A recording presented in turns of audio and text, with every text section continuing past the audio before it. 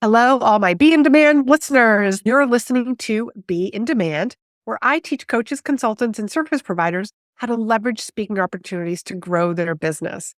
This is a Q&A episode where I answer one of your questions. More on how you can submit a question for a future episode at the end. Today's question comes from a copywriter. And she says, I'm a copywriter, and outside of the copying and writing conferences, I never see copywriters speaking at business events. Any suggestions? This is a wonderful question and a wonderful opportunity for you. If you don't see a lot of copywriters who are speaking at business events, it's probably because they haven't pitched them. But you probably know more than the conference organizers how much businesses actually need copywriters.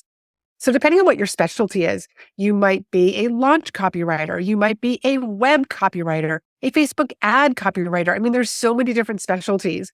But for you to pitch your idea to the conference organizers or meeting planners for an event, they probably just don't know. And I almost guarantee you that they don't get any submissions. So reach out to them. And my idea and philosophy on pitching is that you want to open the door, not say, hey, hire me because I'll do a great job, but more of open the door to have the conversation with whomever books speakers. In other words, I would open the door by saying, hey, I notice that you have weekly meetings or there are monthly meetings, or I see that you are starting to plan your spring conference or fall conference, whatever it is, like fill in the blank there. And I am fill in the blank. And I would love to talk to you and learn more about your process for booking speakers. Now, you might need to zhuzh that up a little bit more, but basically what you want to do is you really want to let the organizers know what it is that you speak about, how you could be helping their audience. And again, let's continue the conversation. This is not a hire me because I'm so wonderful, which I know that you are, but we want to have that conversation with the meeting planners, conference organizers, whoever's going to book you.